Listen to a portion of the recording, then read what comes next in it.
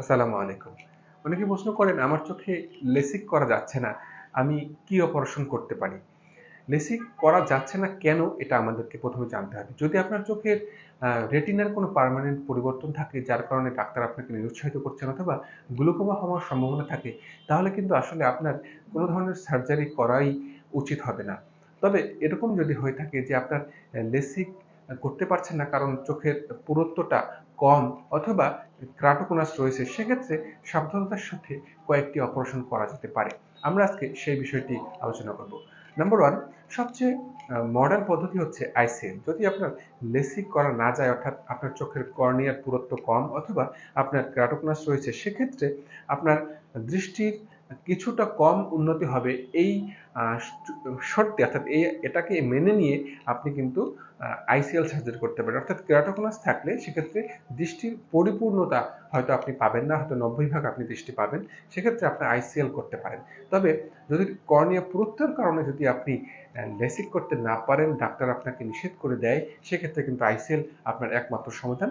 যদি আইসিএল এর জন্য আপনি ফিটনেস থাকেন। তাহলে আমরা আজকে আলোচনায় যেটি উল্লেখ করতে চাই সেটা হচ্ছে লেসিকের বিকল্প কিন্তু আইসিএল সার্জারি হতে পারে।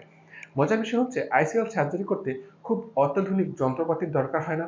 কোটি কোটি টাকার স্মাইল সার্জারির জন্য বা লেসিক সার্জারির জন্য মেশিনগুলো সেগুলো দরকার হয় না। খুব অল্প বাজেটে অল্প স্ট্রাকচারের মধ্যেই কিন্তু যেখানে ফ্যাকো সার্জারি সম্ভব সেখানেই কিন্তু আইসিএল সার্জারি সম্ভব।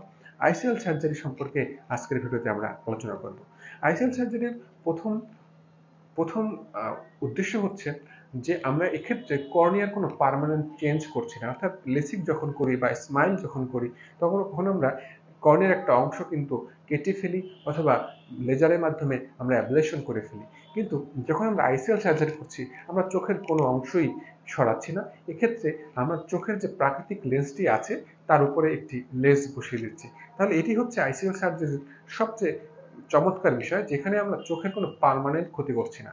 সেক্ষেত্রে আমরা আইসিএল করার আগে কয়েকটি বিষয় দেখে নিই। বিশেষ করে চোখের গ্লুকোমা হওয়ার সম্ভাবনা কেমন আছে, চোখের angle of the anterior chamber কেমন রয়েছে এবং লেসিক বা স্মাইল সার্জারিতে যেগুলো দেখা হয় অর্থাৎ রেটিনা কেমন রয়েছে, রেটিনায় কোনো উইক পয়েন্ট বা যেটাকে আমরা বলি ল্যাটিস রয়েছে কিনা বা কোনো হোল আছে কিনা সেগুলো তো আমাদেরকে অবশ্যই দেখতে হবে। তবে আজকের আলোচনায় আমরা যেটি বুঝলাম, যিনি লেসিক করতে পারছেন না এবং অনেক ক্ষেত্রে স্মাইল সার্জারিও করতে পারছেন না তিনি কিন্তু আইসিএল সার্জারি খুব সহজেই করতে পারেন এবং দেশের অনেক জায়গা থেকে আপনি আইসিএল সার্জারি করতে পারবেন।